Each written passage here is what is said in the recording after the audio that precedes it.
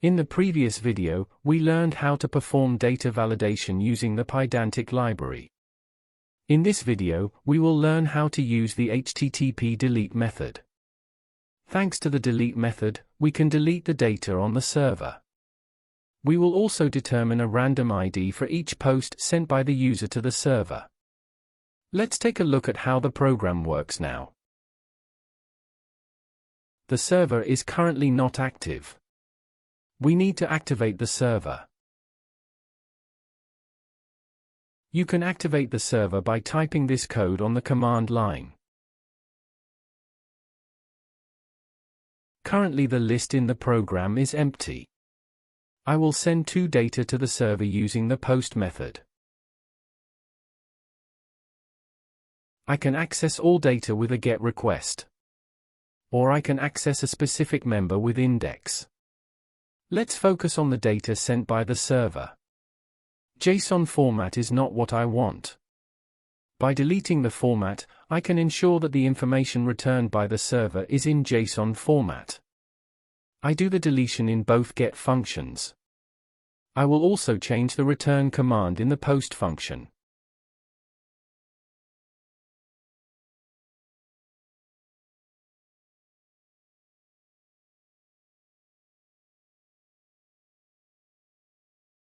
The list is empty because the server is running again.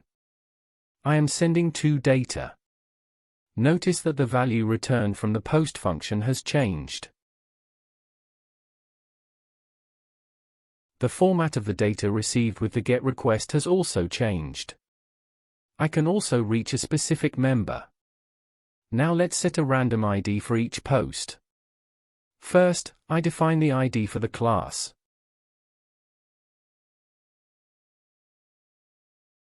ID is of integer data type and has the value none by default. I need rand_range library to generate random numbers.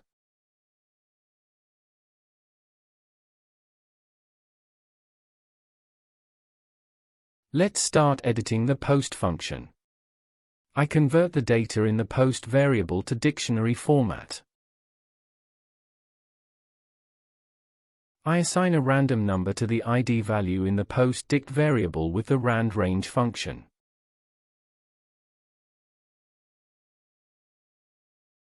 The randomly generated number will be between 0 and 1 million. Now I am sending the post_dict variable to the append function, not post. I can also use the post_dict variable in the return function.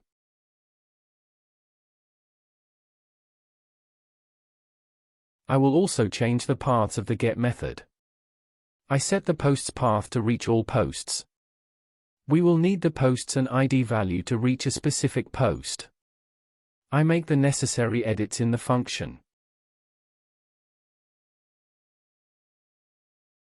Instead of accessing the post with the member index number, I will access it with the randomly generated ID. I will write findPost function to find the post.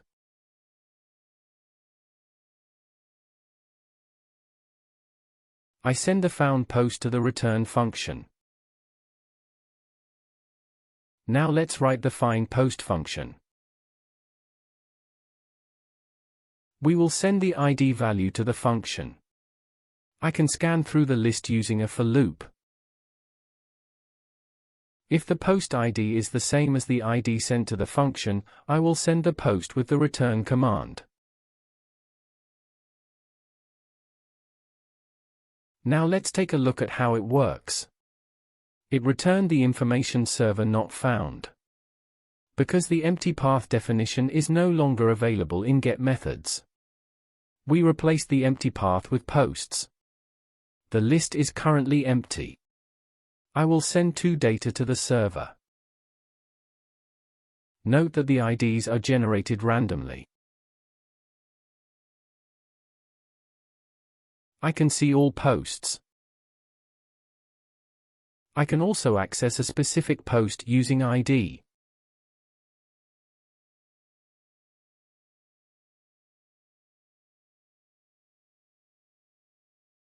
Now let's take a look at how to use the delete method. We will perform a deletion with the ID information sent to the server.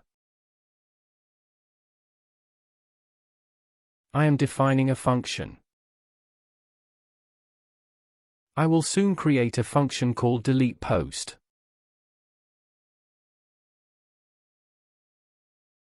I am posting a return message for the deleted post.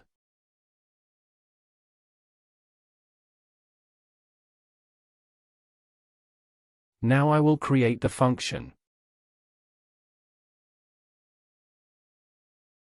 I will send the ID value to the function.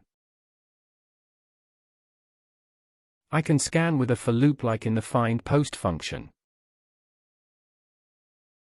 If the post ID is the same as the ID sent to the function, I delete it using the remove function.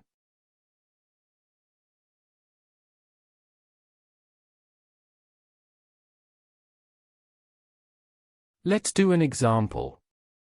I will create the delete request.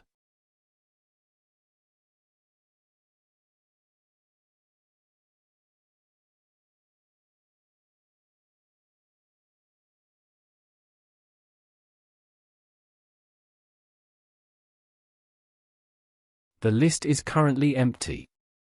I will create 3 posts.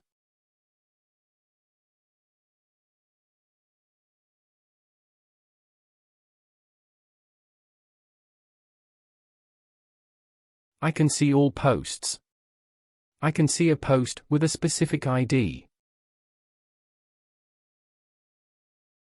Now let's do the deletion. I deleted the post with a specific ID. As you can see, the post has been deleted. Now it returns null value. Let's try deleting the other posts as well.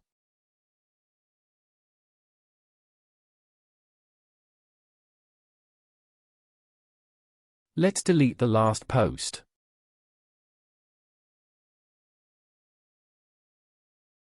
The list is currently empty.